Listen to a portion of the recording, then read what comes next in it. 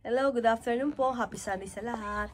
Um, ito, kauwi lang po namin from church. Kanina po yung testimony meeting namin and fasting and testimony po namin every first Sunday ng buwan.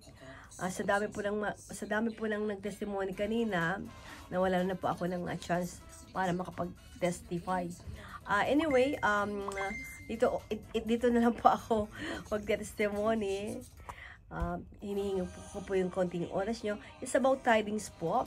Yung ating ikapu na hindi lang po Christian ito. Because sa Malakay, that is in Old Testament po. No? Nandiyan po nakasulat Malakay chapter 3. From 8 to 11 po. Andiyan po, basahin nyo na lang po. No? Diyan po nakalagay ang commands niya para sa ikapu natin. Yung pong kinikita natin, 10% nun, ibibigay natin sa dinadaluhan nating church. Di po ba? So, ganun po, ang testimony ko po, ito malaki po ang naitulong sa akin itong ikapung ito. Malaki po ang testimony ko at I'm so grateful na may ikapu po. Kasi nandiyan po, kung babasahin nyo, ang pangako ng Diyos na subukan ninyo ko kung di ko buksan ang window ng langit para ibaksak sa inyo ang pagpapala. Yung ganun po bang ano.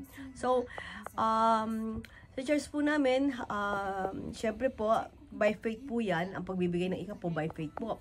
So, never po akong nawalan sa buhay ko, no.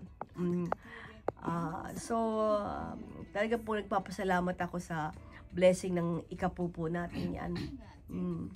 Then, nung nag-asawa po ako, tinuro ko rin po sa asawa ko ang pagbibigay ng ikapu.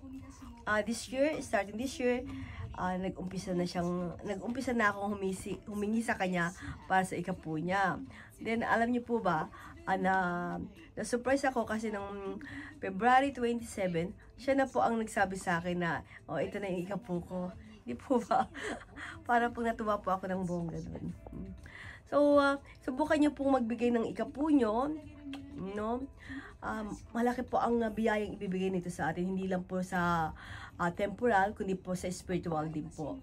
Maraming po salamat sa inyo, and God bless you all po.